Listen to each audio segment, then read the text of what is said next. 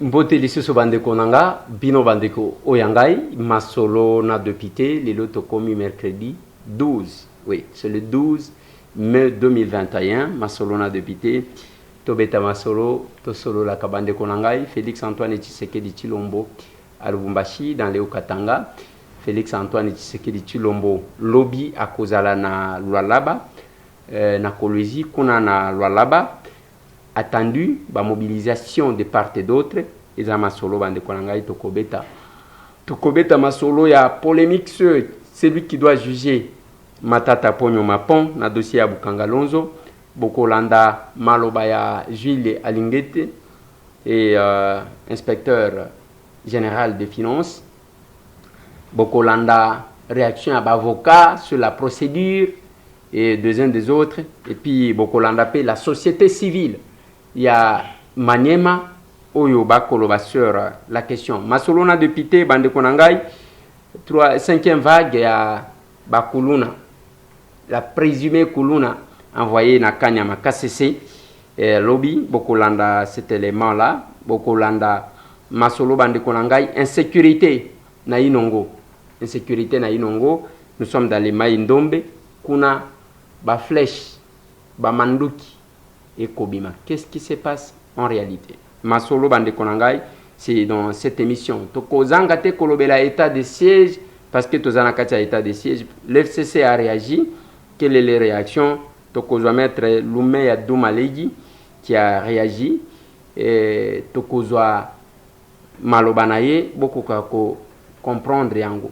Encore crise ezaliko persister na province ya Sankuru kuna Joseph Mukumadi vise encore pas une mention bien que d'autres députés contredisent ce qu'il dit. Bazo reconnaître le bureau qui est en train de faire des déclarations eza ba masolo bande konangai tokomeka kobeta tokozanga te kozongela ndeko Eliezer mutema mabe parce que ba déclaration na yo epesi ba personne avec handicap kanda tokozongela yango na yebisa kibino ke na kobanda ko tshela bino yango mikolo nyoso ndeko Eliezer tozana kanda makasi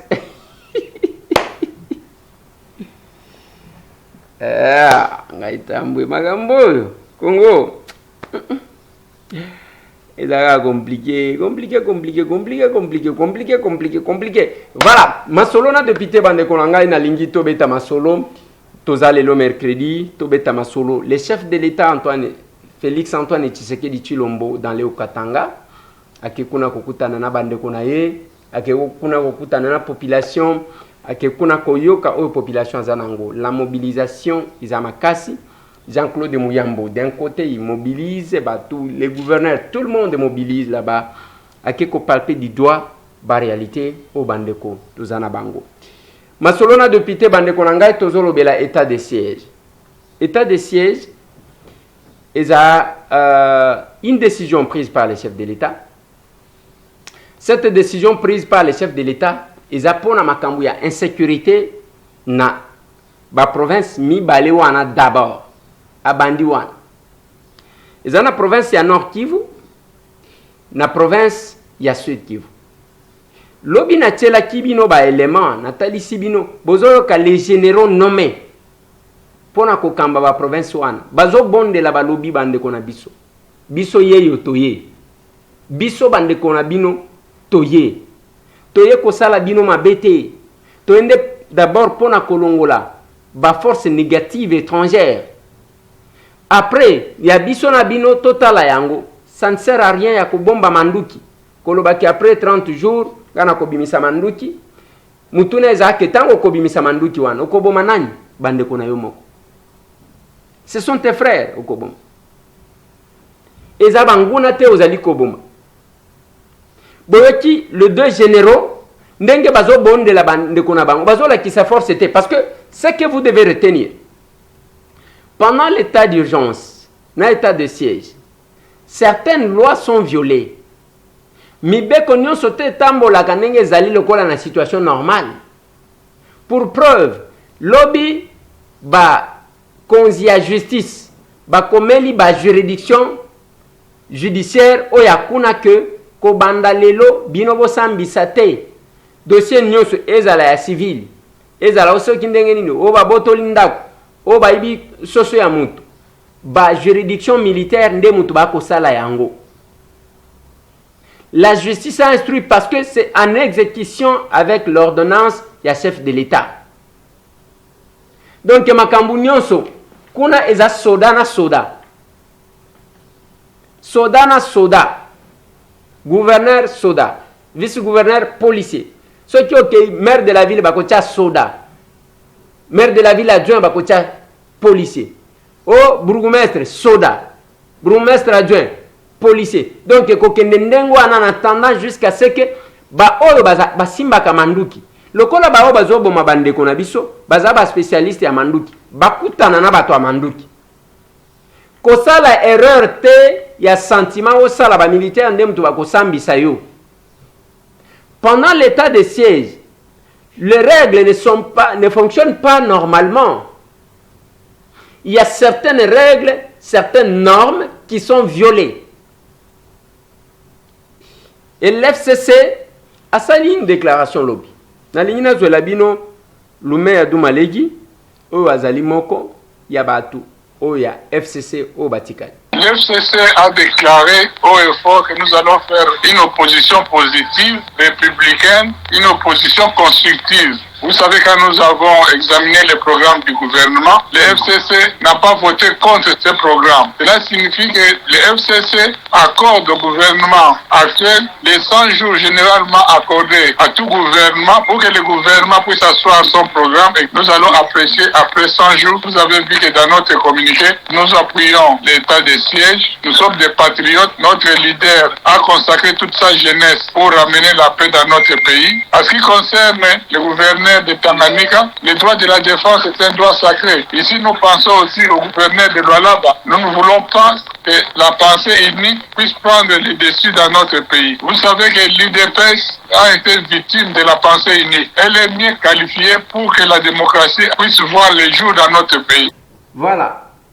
Wana Lumeya Dumalegi azali ko expliquer à lobby va prendre acte va pesi na gouvernement Sama Lukonde 100 jours pona ba vanda ba mona ndenge nini ba kosala ba lobby bazo sala une opposition constructive. Mais place chaque fois que batu wana bazo loba baza ba opposant bazo sala opposition. D'un côté, nous avons que Sengo, parce que c'est quelque chose au Bazalati Kokanisate, et bandimi la situation. Mais de l'autre côté, nous avons Mabe, parce que tant on a zoné mon asiko, na lobby na tonaki collègue nanga Ados Ndombasi, na lobby, awa vous serez à l'aise, yakozala, na kacha opposition, avec Balumeya Dumalegi Oyo, ba Koko Nyangi, ba Ramazani Shadari, ba Tunio Sotouana. Comment vous allez vous retrouver? Et parce qu'il y a quelque chose qui s'est fait. L'Assemblée Nabiso, Ndenge Namoni, président Mbosso a favorisé Bango jusqu'à leur donner 4 commissions permanentes. 4! Nabangi na lobby en tout cas. Au faveur bazui na évité. Biso tozalaki et belé koleka bango quand on était dans l'opposition. Mais ba pesa biso combien de commissions permanentes? Qu'est-ce qui fait que les lots ba pesa bango 4 commissions permanentes? Ngana évité. Mais Lumeya a lobeli une chose. Aye kolobela Zoé, aye kolobela Mouyej. A lobi balingité makambu ya pensée unique ya kosala mabe. Bande konanga, na lingi to réfléchir. Dossier o depuis que Zoé ba destitué ye et pas ba o ba chaye, na moni lokola ba ko toucher au sacré. Ba gouverneur ba kwea awa presque toutes les provinces ils a secoué. Et j'ai lu l'inquiétude. Le chef de l'État l'a dit, j'ai vu qu'il est quand même, ça le dérange parce que l'institution provinciale, tant que ça pour fonctionner, madame, C'est lui en même temps qui ne sait pas bien fonctionner, bien répondre. Mais comme on a quelque part là, le cas là, ce qui a sepé la canayote, ma benyon soit kobamba yoka. En dépit de tout ça, kaka que c'est Félix qui déstabilise. Yende mutwazo sala, yende mutwazo sala. C'est quand même compliqué et c'est bizarre. Et je ne cesse de dire que les lots, quand on a vendu ça à l'aéroport et pas deuxième, et ça n'a pas tant que on a vendu ça, le téléphone sonne partout. Quand les caméras sont colongo, bah c'est quand Jarnet Kabila qui a ça la formalité. Donc vous pensez que il y a les intouchables. Quand on a destitué Maoué Jadoune, c'est lui-même n'était pas là. Toyoti tolé oyote. Toyoti kolé la lela oyote. Balobite, la procédure est biaisée. On a bloqué Zoena Kinshasa. Kuna ba de choix rié. En tout cas, ce n'est pas ça. On parle de ça. C'est ça la raison qu'ils avancent. Bande konangai. Vous pensez que Tokoya Likolo ou bien Tozalaka Kanamboka Oyo sous Joseph Kabila. Wana bokolo ba kebolinga ko copier ya mabe. Les problèmes ya ko copier mabe. Ça peut aussi constituer une jurisprudence. Sous Joseph Kabila. Batali et le konini Salema Kana Kasai occidental. À l'époque, on avait un gouverneur qui s'appelait Kande Mupompa Alex. Kande Mupompa Alex a été bloqué ici à Kinshasa. Et na Kasai va destituer. Binosko Bozalaki, ça c'est le régime Kabila. Gona coalition Zalaki te, bino na bino. Parce que quand Dangwa Zalaki a bino. Ça s'est fait. Bokolo bate que non, bino bozo copier za problème ya ko copier te, za problème ya ko rappeler parce que tant bolingi boko sabatu, bobi mabassin. Nous avons le plein droit ya ko recadrer bino pe ya ko rappeler opinion. Yango nazo yebisaka batu, muto akolo bande ko Eliezer, il ne fallait pas faire ça. Il ne bamsusu ba benginga, tonde ko Eliezer, ne fallait pas occuper batu wana ndenge ba répondre. Nalobi jamais papa. Batouana ya ba personne avec handicap na kobanda ko tia bango tous les jours. Comme ça place ba personne avec handicap va comprendre en face de qui ils sont. Ba comprendre que mabe ya congolais, muto abomaka ye azande konaye congolais. Quand on prend le courage de minimiser parce que musala wana tangu tata wana zoloba. Bosela ngana no yango, pardon. Kanda peneza makasi pour manifester méchanceté na biso par rapport à la déclaration ya honorable topé journaliste Eliezer. Sungaka ba personne handicapée, bien sûr tout le monde andenga sungaka, mais ko sunga wana yango penande ezali besoin de personne handicapée te. Donc ko sunga nde lelo tozali lelo ndenge monde eza ko évoluer, tozana modèle basé sur les droits obsolètes. Le modèle de Oya Salaganiza to benga modèle o tozo benga charité. Personne handicapée za muto charité te. Eliezer ayaka kopesa batu biloko kolia azopesa ba tricycle ne loko ya sala pesa moninga sourire. Kopesa moninga sourire ya ozo l'accès musala te ozo ya ko kabela e kolia biloko kolia ozo pesa nga tricycle ozo ya koloba ko pe futelingo hôpital wana des assistances non. Ana oyo ezali kopesa biso pasi pourquoi mutuloko Eliezer azana deux qualités azana qualité député national azana qualité journaliste. Un journaliste mutuloko Eliezer avant ça la déclaration il faut ça l'investigation yo kanisi que ministère wana obiso to banda ko bunda na ko luka ministère wana depuis des années les autres ministère wana ya ko attaquer comme ko attaquer ministre na biso wana. Biso nde tozali ba organisation de société civile, ba organisation ba otobenga ba OPH, organisation des personnes handicapées. Tozana méchant contre nani Eliezer parce que azako inculquer le moko auprès ba personnes handicapées pour na kolukato dissoudre ou ba bolir ministère na biso wana o to bundi nango depuis des années pour le ministère on ezala. Ndaku oyo ngana benga ngo monde na biso ya ba personnes vivant avec handicap. Muto ya ebi pasi handicapé ezaka ka handicapé moko. ministère wana bakozongisela yango mutu te bakopesa yango mutu te oyo aza valide bakopesa yango ka handicapé mpo handicapé mutu akoyeba pasi ya ndeko na ye handicapé soki ndeko Eliezer afungolaki baporte wana mpona kowela to mpe poste moko ministériel na bapersone vivant avec handicap pratiquement impossible ekosalama te mpe ekosalamaka te. Voilà. Tant papa wana azopesa ba détail que bon kopesa ba tout tricycle eza eloko te bon kofutela moto hôpital eza eloko te kopesa moto eloko akolia eza eloko te donc bref pona ye musala ngo moto akosala ngo pona azwa nini pona alia te pona se faire soigner te pona lata te pona bandeko na yo bazonguluma les personnes avec handicap bakoma ba mendiant bazo tambolaka et moi l'idée ya pesa moninga sourire na boti yango na heure nini natali na lobi bandeko na biso ils ne vivent que kaya kosenga na babara ndenge wana bazosenga mais awa bakangi nyonso bato bakovivre ndenge nini tokoya kolokota bibembe et mais c'est temps que je suis na unité pesa moninga sourire j'ai fait et na moment ya pandémie, je crois pendant 4 mois, j'ai fait plus de 70 actions. Il y a makasi. Il y a baloso, il y a ebele kopesa. Ndenge boko mono wana. Ba mafuta, ba machine à coudre, ba chaise roulante, ba ngombe na ba taba, topesa, ba bilamba, topesa, ba éponge, topesa. Tokenda plus loin jusqu'à kotongela bango ba moi toilette. Il y a que bato bakoti koluka quand même ndenge nini yako sukola ndenge nini yako se soulager. Nous avons fait ça. Mais quand quelqu'un vous dit prétendant dire que bato bazana posa ya baye kola musala basala musala mais musala mutwa lobaka même la Bible dit tu mangeras à la sueur de ton front. Je vous mettrai toujours ça.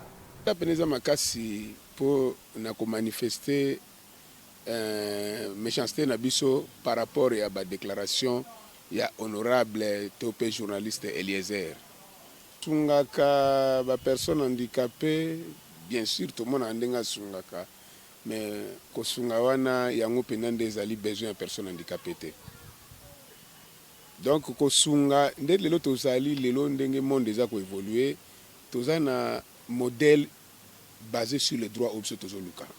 Les modèles de Oya Saraganiza to benga modèle o tozo benga charité. Personne handicapée za moto charité te. Eliezer ayaka kopesa batu biloko kolia azopesa ba tricycle ne loko ya sala pesa moninga sourire.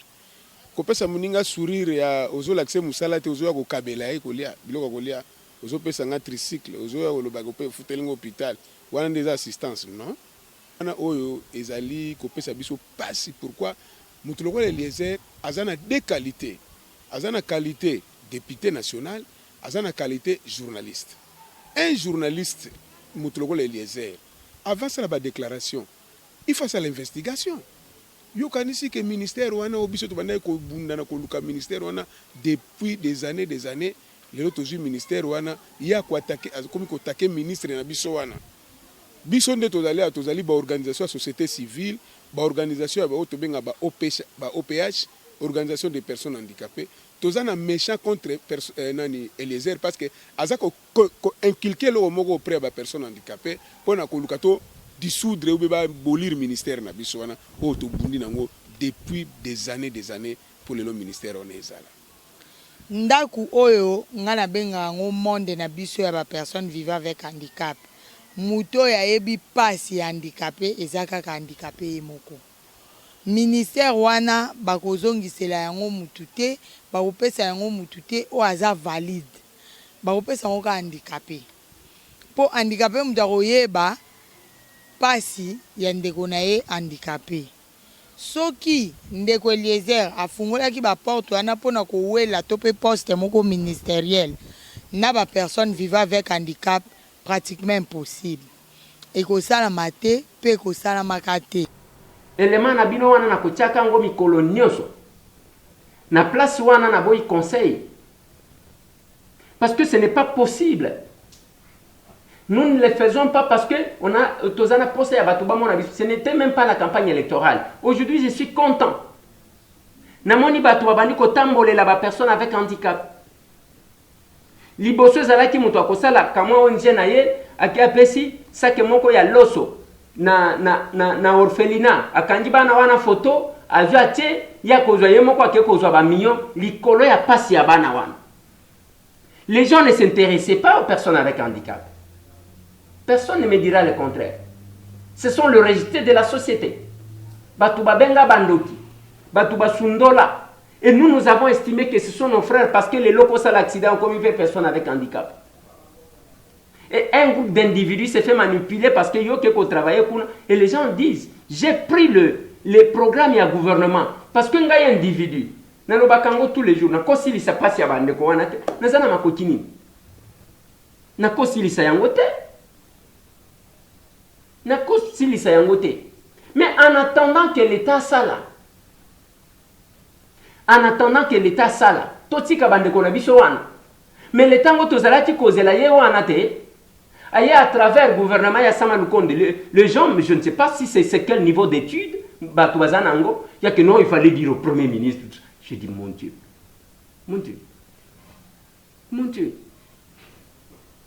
je vais vous lire un article de la Constitution. Voilà. J'ai voulu l'article 93 de la Constitution. Oui, Constitution, l'article 93 de la Constitution. Le ministre responsable de son département, il applique les programmes gouvernementaux dans son ministère, sous la direction et la coordination du Premier ministre. Il statue par voie d'arrêté. Nalingina Ebisabino. Une chose. Et loko oyo bakomi que le ministre est responsable de son département. Na ebité balobi en plus il applique le programme gouvernemental. Programme ya gouvernement de yango na talisibino. Ye aza responsable ya ministère na ye. Et na lobaki na bino personne ne passera me contredire sur ce que j'ai dit. Bato bakosala makelele. Quelqu'un me dit, non, c'est parce que tu t'attaques. J'ai dit, je dois dire ça, revenir sur ça. Nous servons ce peuple et ce peuple doit connaître. Et vous devez connaître quel type de peuple qui est en face de nous. Et réflexion à Batozandengeni. On doit le dire. Nganaza likolo kunate. Je ne suis pas ce député-là qui reste en haut suspendu. Je suis un député qui est avec son peuple. Et par faiblesse, il faut tout la dire. Mais la responsabilité, Bazouaki Bango Sama Lukonde n'a pas fait la magie. Place Azali, il m'entend.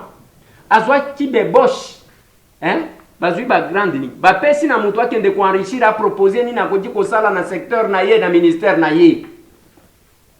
Et madame ministre délégué na ba personne avec handicap a commis kaka na éviter so kazala qui occupé na misala nini. Na lobby bien axe 58 mutwa le ka contredire ngala kisanga mususu. Je ne comprends pas, mon Dieu. Je ne comprends pas. Même ce que Oyo et mon ami, vous voulez toujours discuter.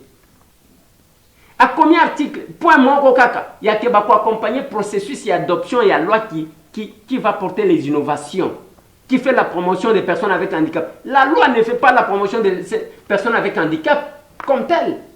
On fait croire aux gens, dengue to mona awake, non, Antoine Gizenga, Zalaki lengo d'or, tout le monde a yangoté. Après, Babandi va expliquer, c'était longo d'or. Oui, nous mettons ça de côté. Nazolo baboye, on nous fait croire des choses qui ne sont pas là. Bazo faire croire na ba personne avec handicap, hein, la vie éternelle, oh bazan angoté. Les droits, cette loi, jamais je suis parlementaire. Ceux qui n'ont pas binoté, je serai coupable. Ma démarche, ngai nazaki kobunda kaka neloko moko. Ya ke bandi matoko tsa eloko akota. Ne pas personne avec handicap va besoin misal. Mais il y a les têtus qui sont là. Aux hommes on a aveugle. Je suis même descendu na banga à chaque fois que je passe sur Triomphal na robot. Ce sont les aveugles qui sont là. Bazo senga mitu kezo leka. place one. Et puis qui est au volant? Oyebite mutwazan état nini? Mi colonio so ba ko tutaka bango nana kolobela bango. Les malheurs des uns font la joie des autres. Oh, on n'a pas si yabatouan. Tant aux hommes handicapés. Combien de fois on m'a appelé sur 24 par la police? De quoi les airs? Batunayo. Batunanga wana bazolo bezani. Personne avec handicap. On est en train de les traquer parce que oh bazo tungi sabatu bazo senga trop. Mais bakosa la ndenge nini? Mais l'État qu'on attendait quand nous intervenons, l'État qu'on attendait que l'État aille à Kassi, l'État aille, c'est le gouvernement qui est venu. On voulait ne fût-ce que comme on a, ne fût-ce que les intentions. Bon, admettons que la loi apporte les innovations. Pourquoi madame Akokati kozata ba grande innovation ngo ya loi wana, atiango na programme ya gouvernement. Atie yango awa. Na programme à gouvernement, azu yango ba axe wana atie. Elle n'a pas mis ça au lieu de reconnaître et vous donnez l'audace. Vraiment, Yakoluka, Kobima, Santu, Nalobi Kopesa Ezamutema. Je vous ai dit hier, personne ne va me contredire. Je suis député, mes collègues députés m'écoutent. Le ministre touche autant de fois que les cas députés. Et pendant la pandémie, combien de fois tout le monde peut action en gros, Yakopesa va tourner fils que quelques sacs ya loso. Yakoyeba ke bande konangai. Biloko yo besoin négliger. Donc chez roulantes zanatina te, babeki zanatina te, eloko akolia zanatina te. Si comme musala ngozo lukela bato eza ya kosala nini? Papa Kasel. Pona ni yo motema mabe boye. Oui, wana penza izaya. Wana izaya. Mais ce que je dis, c'est quelque chose. Je connais mon parcours avec les personnes avec handicap. Naïbi parcours na bango. Nathalie Sakibino comment c'est plein véranda nanga biloko wana donc moyen na vanda même na ba pa ya place wana ezate. Mususu nazo zwango il faut natina ona mbujimai parce que j'avais promis ça. Et pas bateau.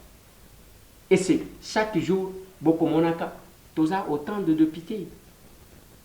Ngai na zelaka tout ça la concurrence est normale. Na bandeko. Kota li sabango que non voilà Eliezer ayamba kabatubo ngapena yamba bo. J'ai dit chez moi je suis entre deux églises. Nazana katikati ya église mi balé. Mais porte au batubaya koton des awan parce que je ne le fais pas ce n'est pas pendant la campagne électorale, ce n'est pas parce que j'ai besoin de voir tout de suite. Mais bon je me dis la vie est meilleure que quand nous sommes en interaction avec les autres. Masolo. Nous sommes na position où que soki basimbi mutu. Okomana mutu azosalela ekolo na ye mabe, azosalela bandeko na ye mabe, mais il va se justifier. Lelo tozana question oya zoé asali. Bandeko nanga na ligne na tela bino la situation na Inongo, tozana maïndombe.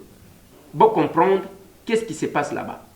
La province du Maïndombe en général et la ville du Nongo en particulier vit une situation d'insécurité qui nécessite l'intervention immédiate des plus hautes autorités du pays. Depuis l'ouverture de la session parlementaire et le retour du vice-gouverneur Jacques Bomba Kabokoso à Inongo, la situation sécuritaire est devenue inquiétante. Les discours incendiaires invitant la population à la violence, à la haine, à la rébellion, au soulèvement populaire sont tenus que le gène, fabrication par des personnes inconnues, des armes à feu et des flèches empoisonnées. Commande en grande quantité de dites armes à feu et flèches empoisonnées. Montage et mixage des images vidéo dans le seul but de faire croire que le gouverneur est mal aimé par sa population. Voilà pourquoi nous sollicitons l'intervention de la plus haute hiérarchie du pays pour qu'une solution immédiate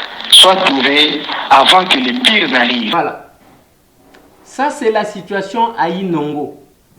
Tozana Maïndombe. Depuis retour, il y a vice-gouverneur. Kuna ba discours incendiaire. Ngate mutunani. Kolo baba tuba yina bande kuna bango. Ba kosala ba arme na ba flèche empoisonnée. ya koboma banani koboma bandeko na bango moko. Et on est en face d'une situation compliquée. Bandeko nanga ya Inongo, bandeko nanga ya Mai Ndombe, boyo kanga. Boyebi kimia, eza eloko akosakana nango te. La paix, il ne faut pas blaguer avec. Mon prof Bongela loba nanga que eza eloko moko ezalaka trop fragile. E umelaka te kobeba. Ngoma binda azokoma. Alobi la paix.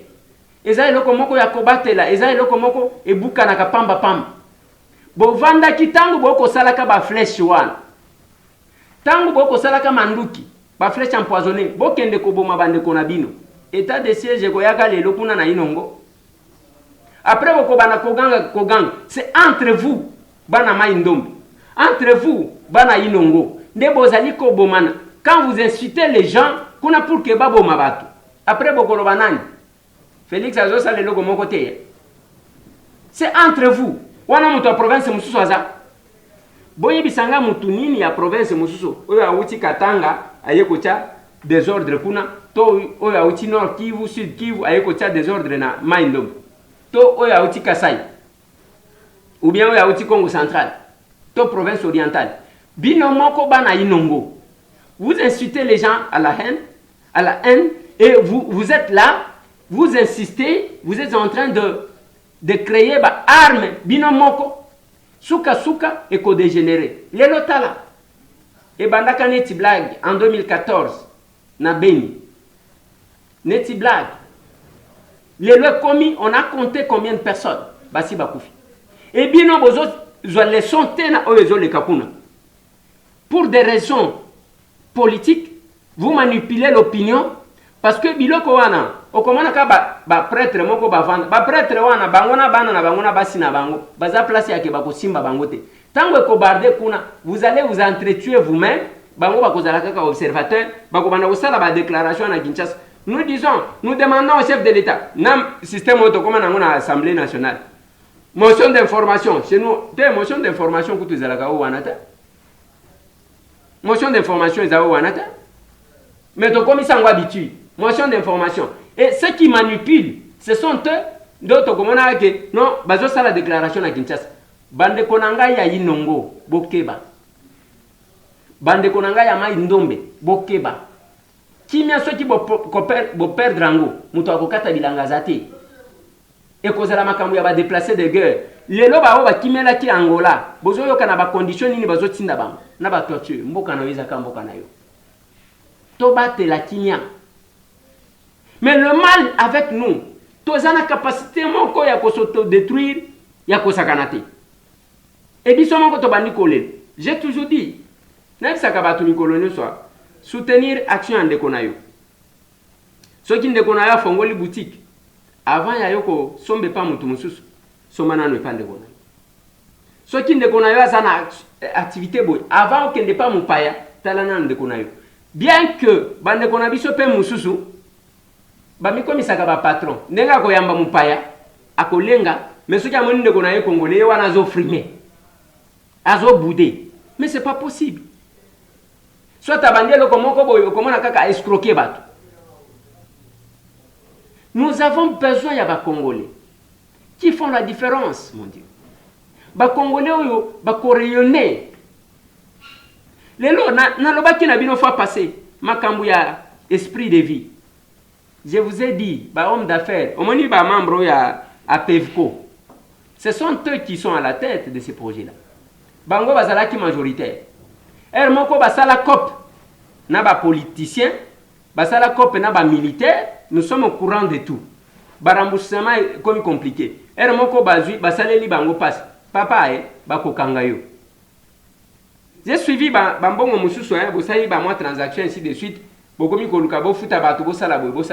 L'inspection générale des finances, ils ont travaillé. La justice, ils ont travaillé. Seribin Okende, ils ont travaillé. Bako Kangabatu. Bako Kangabatu. Les loto commis na polémique, ceux qui bakangi mutu, bandeko batelemi wana o biso ndeko na biso bakangi te. Problème eza ndeko na biso bakangi te. Problème eza ya que ndeko na bino asali nini. Pour le moment, vous n'allez pas me dire qu'il y a une catégorie de personnes ciblées. Il y a que balingi basala bango mabe bazate. Bazate. Et ça problème tozana ngweza que chacun doit répondre de ses actes et que biloko à l'état il faut to banga kayango.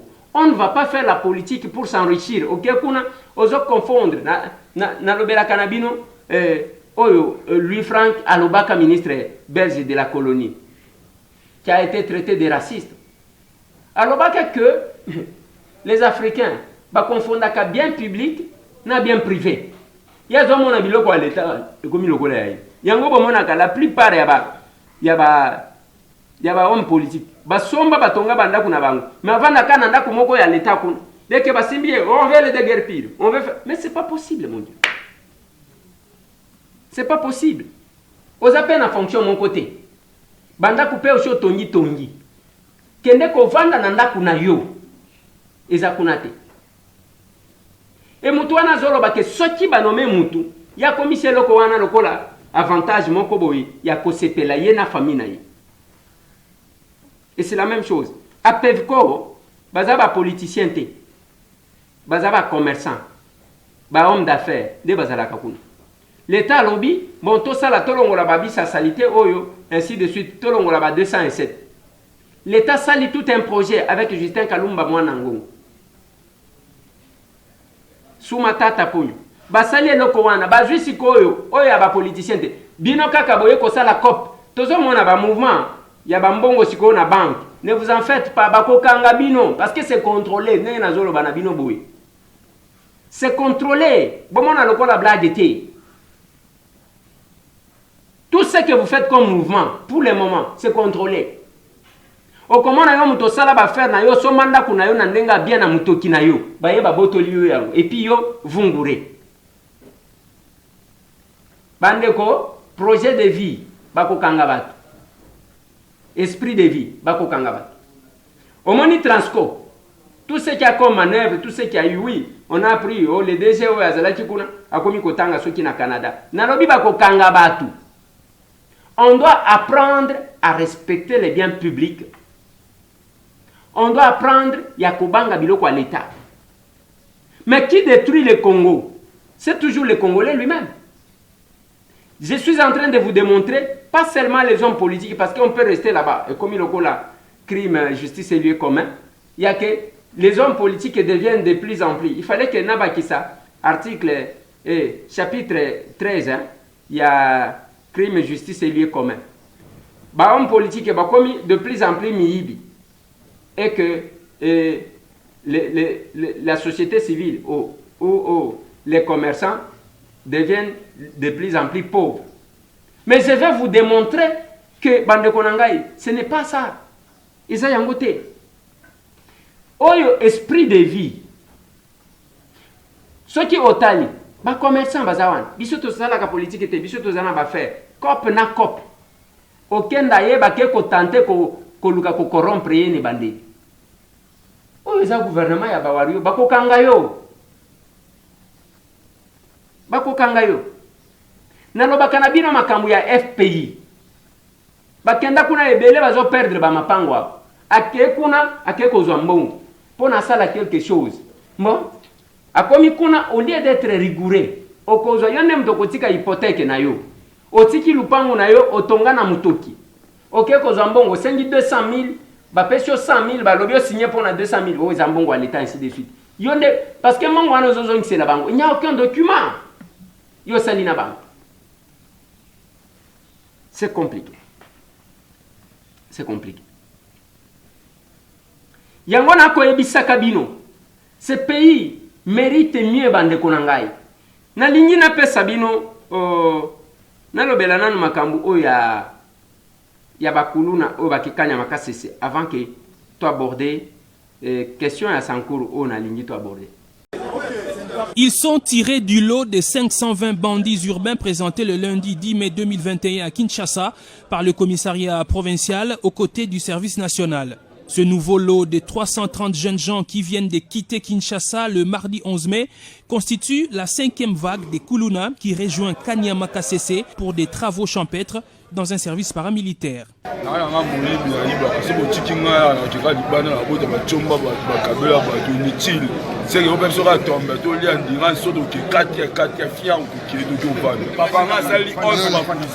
Très attachés à leurs enfants, quelques mères ont fait le deuil devant des corps pourtant vivants.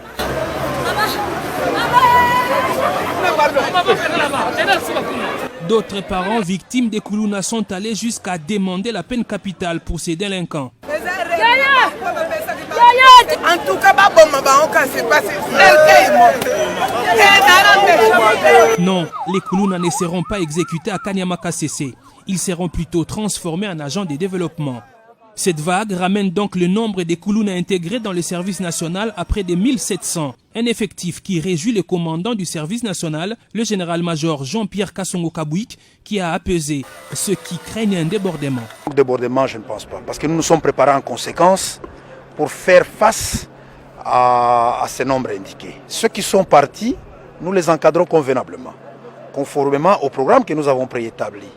C'est-à-dire, ces jeunes, ils partaient non pas pour créer de problèmes, mais pour aller résoudre certains problèmes que nous avions. Leur problème est le problème de la nation. De son côté, le général Silvano Kassongo Kitenge, commissaire provincial de la police nationale congolaise ville de Kinshasa, a affirmé qu'il ne ménagera aucun effort pour éradiquer le phénomène Kuluna afin de ramener la quiétude dans la capitale congolaise. C'est pourquoi d'ailleurs, ces lots est essentiellement constitué des enfants des policiers et militaires appréhendés dans des camps. On a traqué le Kuluna en respectant les droits humains et on continuera. Parmi ces gens, nous avons arrêté des Kuluna qui sèment la terreur dans les camps militaires, les camps policiers, que ce soit les camps Kabila, les camps Kokolo et les camps Lufungula. Ils sont nombreux, les enfants des policiers et des militaires. Ils sont dans les lots. Il ne faut pas croire que nous sommes là seulement pour traquer les enfants des civils. Non, nos enfants aussi sont des Kuluna. Nous les avons arrêtés, ils sont là. Il y a même des officiers qui ont amené leurs enfants. Qui partent. Retenez que l'objectif est aussi de débarrasser d'abord Kinshasa de plus de 2500 Kuluna comme le veut le chef de l'État, Félix-Antoine Tshisekedi Tshilombo, avant de poursuivre avec cette opération dans d'autres provinces en proie au banditisme urbain. Voilà. Ça, c'est un reportage qu'on nous a mis. Il y a des centres, il y a Bandekowana, na Kanyama Kasese. C'est 5e vague. Mais d'un côté, Tolobi, oui, on a besoin de la paix. Tozana posa ya kimia. O azanga musala, Kanyama Kasese za musala malamu akosala. Mais entre-temps, tant que tozo sala, on peut évaluer. Est-ce que c'est ça la solution au problème ou il y a une autre solution qu'il faut apporter?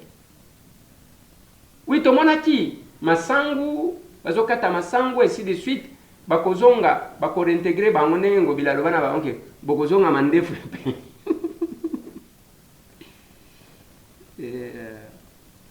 Mandefu komi pembe, bozoke ne bajene, bokozonga. La prise de conscience est cause à la malamu dans tout ce que nous faisons. Les lobande konanga, eko inda, Nathalie Sibinoke, ennemi ya Congo, ya Congolais, ezaka Congolais emo. Tozozwa situation na Sankuru. Joseph Mukumadi, encore une motion, bien que contredit par Batoumissous. Tozotie Labino, le président de l'Assemblée provinciale, et Sankuru, Boyo Kamalobanaye. Traitement reproche au gouverneur Mukumadi le détournement des deniers publics, reprochant au gouverneur Mukumadi l'arbitraire dans sa gestion administrative de la province, non-respect des textes légaux. Donc, il est en train de révoquer, suspendre les hauts cadres de l'administration en province sans suivre la procédure, tout simplement par règlement de compte. En dehors de cela, il est tout le temps parti de la province depuis 2 ans. Les séjours cumulés du gouverneur au Sankuru ne peuvent pas atteindre 3 mois sur 20 quelques mois de fonction. Dernièrement, il a saboté, il a foulé au pied les compromis signés sous la direction du haut représentant du chef de l'État, Tshisekedi, qui lui exigeait la formation d'un nouveau gouvernement et l'installation de ce gouvernement après investiture à 30 jours. Et pendant tous les 30 jours, il n'a pas tenu le siège des les institutions, il est resté à Kinshasa. Non, le gouverneur, lui, il est investi par le chef de l'État, et c'est en cette qualité-là, il manipule les fonds de la province, il gère la province, il a toute la gestion. Et à cette qualité-là, il doit rendre compte aux représentants du peuple que nous sommes. Voilà. Wana Eza Benoît Olamba, président de l'Assemblée provinciale.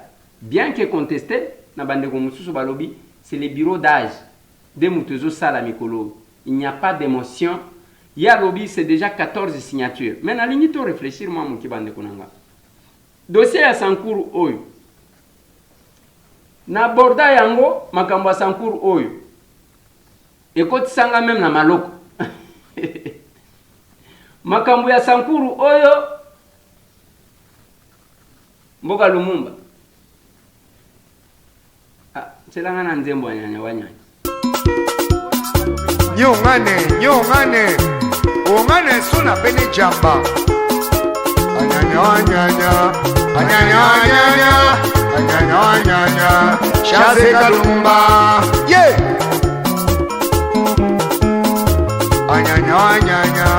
anyanya Shaze Kalumba. Nzembo wana soki bozo kango bien za nzembo ya kobina te.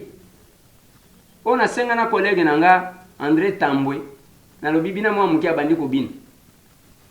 Eza nzembo ya kobina te, eza nzembo ya réflexion. Nzembo nyonso ezalaka ya kobina te. Anyanya wanyanya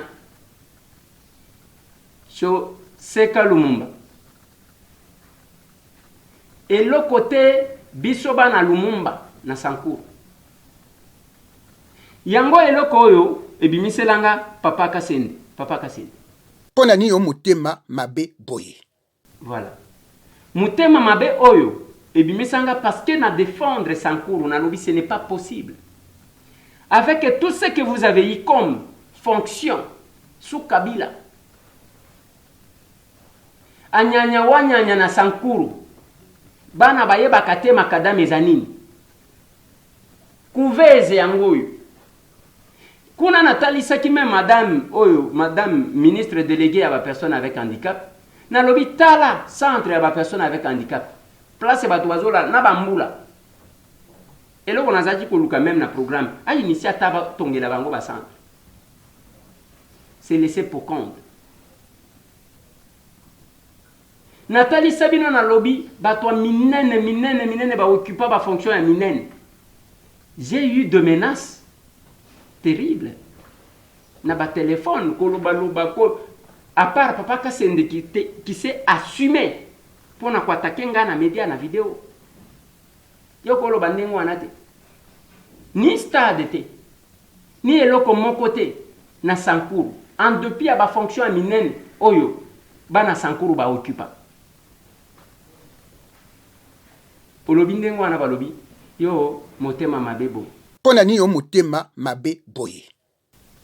Mais awa nazo talisa, ce n'est pas parce que na ligne babo ngisa Sankuru pour que ngana zonga na kende ko vanda na Sankuru. Te. Nous défendrons le Congo dans son entièreté. Quand j'ai défendu Ngandajika, yo kabatu pona nino zolo bela kabinda te, pona nino zolo bela lubao te na lobi en tout cas. L'unique endroit où on a kuti bana basi ya pusu ezana Ngandajika. Wana bozomo. Et ba politicien Ngandajika bazolo ba discours oyo Mobutu aloba na nini buka lokuta alobi ke na mboka na biso batu baliaka 40 poissons par jour. C'est autant que balobi eza yango te balobi bongo ndaka les combien de poissons batu baliaka.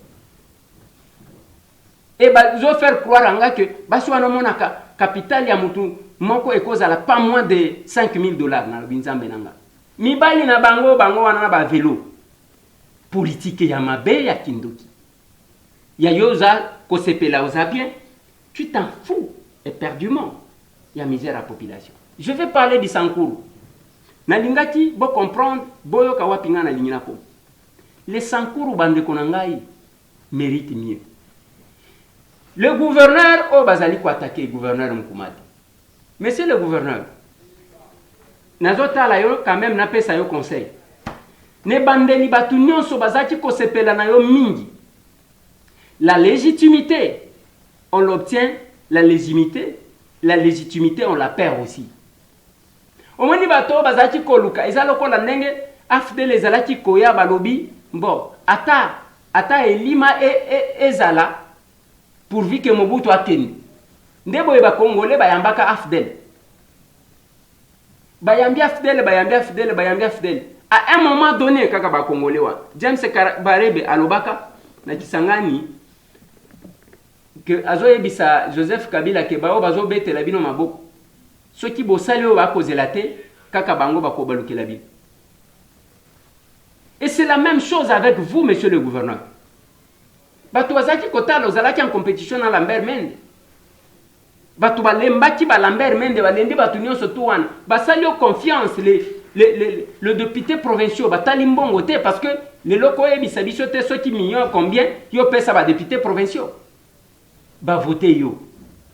Mais era ko servir ezakaka ozate ozakuna. Bon, bazolo balo. Mais même ba bazo défendre yo. Batu ya Sankuru bazana posa na yo monsieur le gouverneur. Vous devez nous dire pourquoi vous n'êtes pas stable là-bas. Pourquoi vous ne travaillez pas pour cette province-là? Parce que même les qui a Lambert Mende, oh, bazaki koloba bazaki contre eux. Tomoni botele makina ja chalo koto bino nyonso, bango wana ba koloba. J'ai vu comment mon vieux Franck Diongo Chamba s'est battu. Bango nyonso confiance était totika kobunda to s'occuper nani.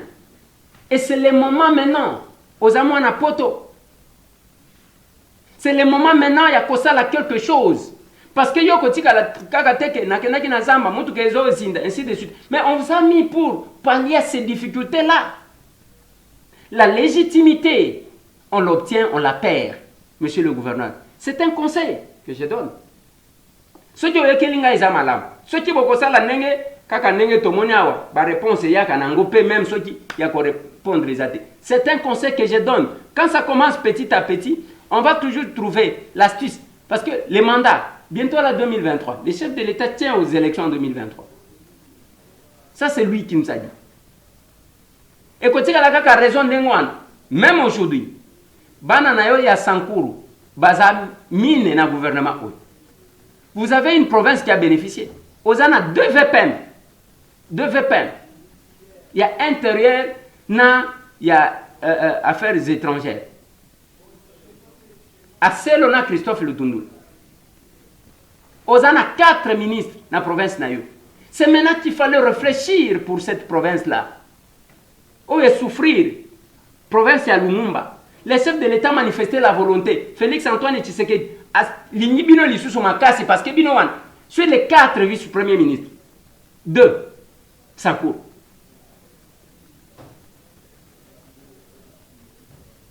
Problème. Na lingi bande konangai tobeta masolo ya parce que ndenge bolobaki il faut tozala mukuse tobeta masolo ya dossier à matata poni.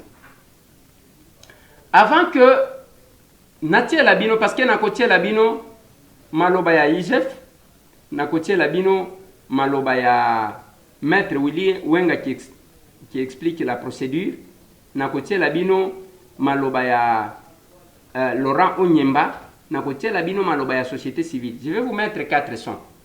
Ba son mine wana avant que natie labino yango, je prends la constitution. Dans un article 163. Balobi, la Cour constitutionnelle est la juridiction pénale du chef de l'État et du Premier ministre dans le cas et des conditions prévues par la Constitution. Et c'est dans quel cas? Toké dans article 164. La Cour constitutionnelle et les juges pénals du président de la République et du Premier ministre pour des infractions politiques de haute trahison, d'outrage au Parlement, d'atteinte à l'honneur ou à la probité, ainsi que pour les délits d'initiés et pour les autres infractions des droits communs commises dans l'exercice ou à l'occasion de l'exercice de leurs fonctions. Elle est également compétente pour juger leurs coauteurs et complices. Article 166.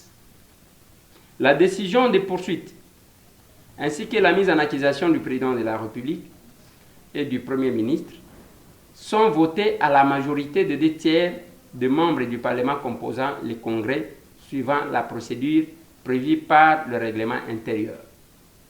La décision de poursuite ainsi que la mise en accusation des membres du gouvernement sont votées à la majorité absolue des membres composant l'Assemblée nationale suivant la procédure prévue par le règlement intérieur. En cas de condamnation, l'article 167, en cas de condamnation, le président de la République et le Premier ministre sont déchus de leurs charges. La déchéance est prononcée par la Cour constitutionnelle. Parce que débat est anime. Nani akoti kosambisa matata ponyo. Ye aza ancien Premier ministre, aza sénateur. Est-ce que la Cour constitutionnelle? Est-ce que la Cour de cassation? Levé à ba immunité na yeko sale mananzela nini? Je pense que l'obito kozela bino mettre tout ça en longue, je pense, pour que après Sabino pe moi explication. Toko lukela bino ba prof mbat. Toko ka comprendre yango. Je vais vous mettre les 4 sons. Bolandango attentivement. Nako sala commentaire muke bongo na kati émission ya leo.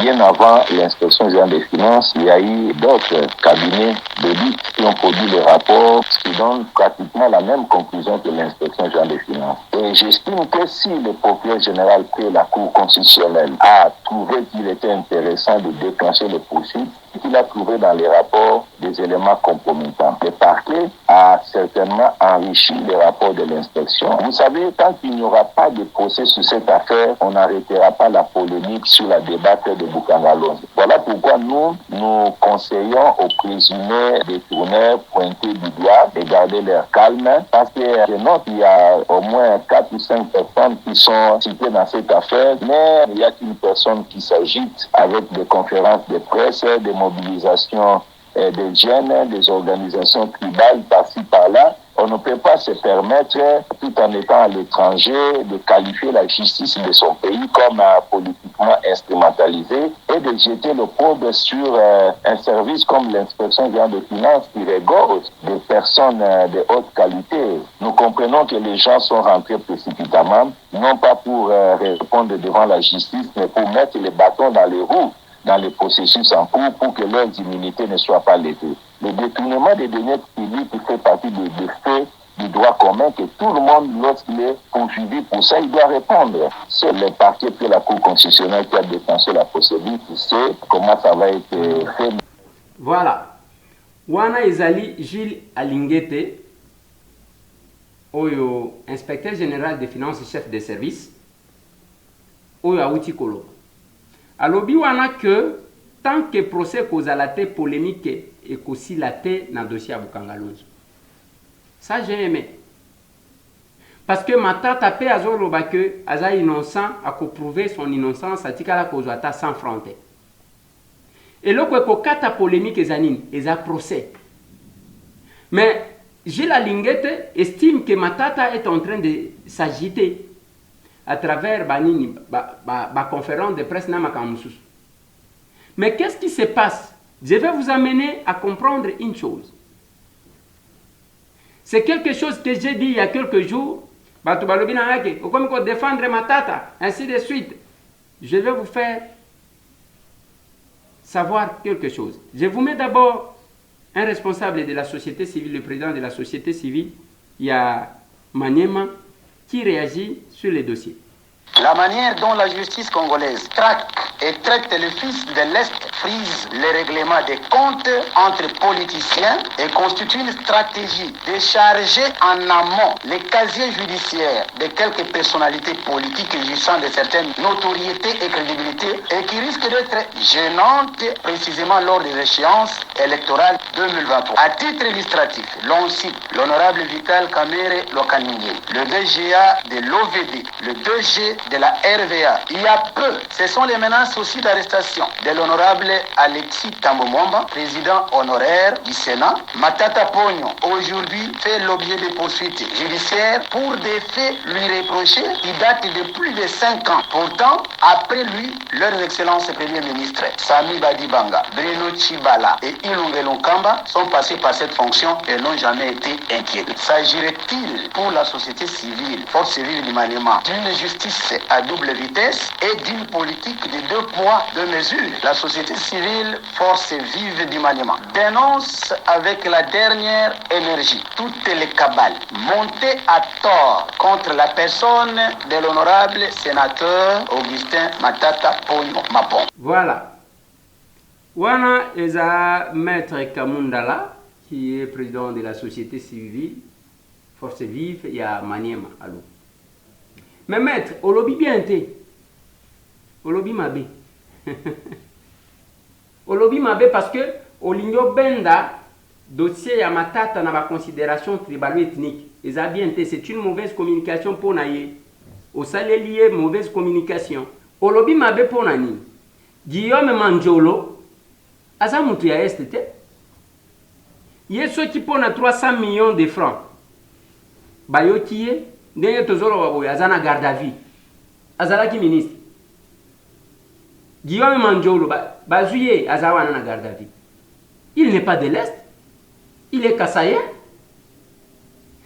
Tolongwana biloko wana parce que zo kitisa, zo diminué. Ah, bani kotanga ba kamere, otangi banini, qu'on est en train de faire. Non, ce n'est pas ça.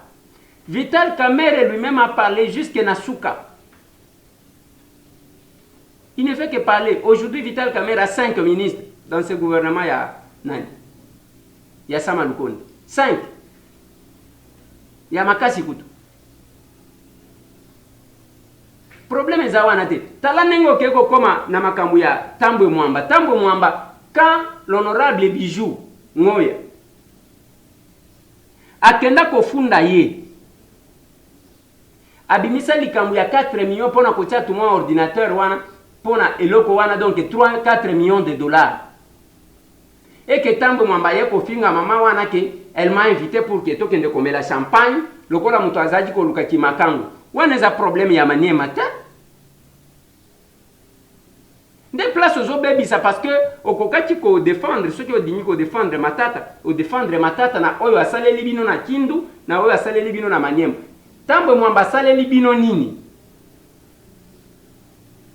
Tous ceux qui ont occupé ma fonction à Maniema, est-ce que vous pouvez nous dire ce qu'ils ont fait? Parce que la politique aussi c'est ça. Maintenant vous avez une considération tribalo-ethnique et et c'est une mauvaise communication pour ça. Pour okosangisa Matata Ponyo na ba oyo bazomona nake makambu na bango yango yo monani na ba preuve. Même na elobeli inspecteur général de finances, chef de service Gilles Alinguet. Alobi que tant que jugement est causalaté, tant que procès causalaté, polémique ou écoutical, il n'y a pas encore de condamnation. Mais quand vous prenez tout, vous mettez là-bas, vous communiquez très mal. Mais là où les problèmes se posent dans les problèmes de Matata, c'est la polémique autour de la procédure. C'est le procureur près la Cour constitutionnelle qui levait des immunités. Constitution lobby que basa justiciable devant la Cour constitutionnelle, Premier ministre, na président de la République. Et polémique est allée à que est-ce qu'ancien Premier ministre a concerné na ancien chef de l'État? Na lignito tia la binomètre Willy Wenga, na lignito la binomètre Laurent Onyemba, beaucoup ka comprendre qui est avocat ya Matata, beaucoup ka comprendre Nina Zolo. Augustin Matata Ponyo est aujourd'hui sénateur et le régime juridique qui est le sien, c'est celui des sénateurs. Et donc, si Matata doit être poursuivi, il doit être poursuivi par l'action et le réquisitoire du procureur général près la Cour de cassation. Et donc, son juge naturel, au regard de sa qualité de sénateur, est le juge de la Cour de cassation. Tout ce que vous entendez dans l'opinion sur le fait que Matata devait être jugé par la Cour constitutionnelle est du mauvais droit. Et donc, L'argument qui sous-tend ce que vous avez aussi entendu dans votre média et même diffusé, selon lequel c'est le Congrès qui est l'instance parlementaire pour la levée des immunités de Matata Ponyo, est une aberration en droit. L'article 164 de la Constitution démontre clairement la compétence de la Cour constitutionnelle. La Cour constitutionnelle est compétente pour le président de la République en fonction et le Premier ministre en fonction. Si vous lisez très bien l'esprit et la lettre de l'article 166, on en démontre les mécanismes pour la poursuite. La réflexion selon laquelle c'est le Congrès qui est l'instance parlementaire pour lever les immunités d'un ancien Premier ministre est du mauvais droit. Pour un Premier ministre qui n'est plus en fonction, comme le chef d'État qui n'est plus en fonction, le juge n'est plus le juge de la Cour constitutionnelle. L'autorité judiciaire compétente pour lever les immunités dans le cas d'un ancien Premier ministre qui est devenu sénateur, je voulais dire le cas de Matata Ponyo, c'est plutôt le procureur général près la Cour de cassation. Nous avons été estomaqués de constater que c'est le procureur général près la Cour constitutionnelle qui a adressé la demande aux deux chambres. Ça, c'est du nouveau droit. Voilà. Maître Laurent Onyembazolo que Matata Ponyo, le Kolaza, ancien Premier ministre. Azali sous Premier ministre en fonction. Bakoti Kosambi Sayete na Cour constitutionnelle, pona que Congrès za Kolobanini, Sénat na Assemblée nationale et Tosangani to lever ba immunité na ye. Bakoti Kosala yangote, et Sengeli Sénat, nde ba lever ba immunité, bongo kende kosamba na Cour de cassation. Par conséquent, mutoya kokati kosenga lever ba immunité na ye et kokati kozala procureur près la Cour de cassation, nde eza procureur près la Cour constitutionnelle et devrait s'adresser na Sénat et non au Congrès. Tolingito zo maître Willy Wenga. L'article 166 de la Constitution dit ceci: la décision de poursuite ainsi que la mise en accusation du président de la République et du Premier ministre sont votées à la majorité des 2/3 des membres du Parlement composant les congrès, suivant la procédure prévue par le règlement intérieur. La décision de poursuite ainsi que la mise en accusation du président de la République et du Premier ministre. Cela veut dire que avant de décider de poursuivre un Premier ministre ou le président de la République, il faut que le Congrès puisse se réunir et puisse voter à la majorité des 2/3 à la décision de poursuivre et de mise en accusation d'un président de la République ou d'un Premier ministre. Lorsque le procureur général près la Cour constitutionnelle est en possession des éléments qui lui donnent la voie à vouloir poursuivre un Premier ministre ou un président de la République, il doit adresser une lettre concomitamment au président de l'Assemblée nationale et au président du Sénat pour demander l'autorisation de poursuite. Donc le procureur général ne peut pas poursuivre si l'Assemblée nationale et le Sénat réunis en congrès ne l'ont pas encore autorisé. Et l'article 100 dit, si le congrès autorise les poursuites, l'instruction préparatoire est menée par le procureur général. Voilà. Bande Konanga. Maître Willy Wenga Zoloba que Makambunga Natangela Kibino article 166. Azoloba que le Premier ministre na président de la République Bakosambi Sabango na Cour constitutionnelle. Maintenant, polémique eza nani aza compétent pour na Kosambi Samatata. Est-ce que eza Cour constitutionnelle to eza Cour de cassation? Et là qu'on a une azo senga na bato. Na lignina suki sawana pour na émission yali. Toko et là ko zala malamu me démarche bebisia. Ba Congolais nyonso, y compris bana maniema wana bazakuna. Bazana posa ya koyeba soki mwana na bango, soki Matata Ponyo l'ancien premier ministre, ayiba mbongo na Bukanga Lonzo to ayiba te. Batu nyonso bakomi kozela yango, eza eloko ya kofinika lisusu te. Mais eloko toko senga, il ne faut pas bobiaiser et comme lokola eloko ya politique. Suivez la procédure. Matata nani akoti ko sambisa yi. Ce qui est la Cour de cassation, à la Cour de cassation, par conséquent, le Sénat doit procéder par lever à l'immunité naïe. Ce qui yangote, ce qui est la Cour constitutionnelle, comme ça, va démontrer que c'est la Cour constitutionnelle. Mais dans la Constitution, va lobby que ce qui va choisir, va juger, va décharger na ba responsabilité. Mais Matata maintenant, quelle est la responsabilité vis-à-vis de l'État? C'est la question il y a que comprendre eloko wana pour que eloko ezo tourner mususu te. Et mon analokola règlement des comptes bazo banga matata ainsi de suite et bima mabete. Soki to verser na ba sentiment o tozo mona kaka batu dès que gauche droite eza yango te. Que la procédure soit respectée. Matata est revenu, il va se présenter à un monsieur devant la justice de son pays, akoka ko samba ala kisabani naye, et à la télévision comme ça, on va voir. Le monde va voir et bah juge l'acte de naissance et crime, c'est le jugement d'Engen Alobakanabin parce qu'il est présumé innocent. Dengazawan. C'est ce que dit la loi. Jusque là, crime naye na ebotamité, pour na ebotama, il faut ebimana munoko ya bazuzi. Mais pour na toko makuna que la procédure soit respectée. Pour ne pas chercher à politiser l'affaire. Nalingi na suki sa bande konangai, bobo sanakate, ko sambela pona bande konabino ba personne et ba militaire ou bazakuna. Je vous prie aussi de prier pour les personnes avec handicap, pourquoi pas, parce que c'est les moments un peu difficiles. J'ai fait un service à Zana Dubaï. Il a encore un message à donner. Numéro, parce que bato bazo bengangai bazo senga numéro. Numéro na ye à Dubaï, yango wana bokomona bazo tie la bine.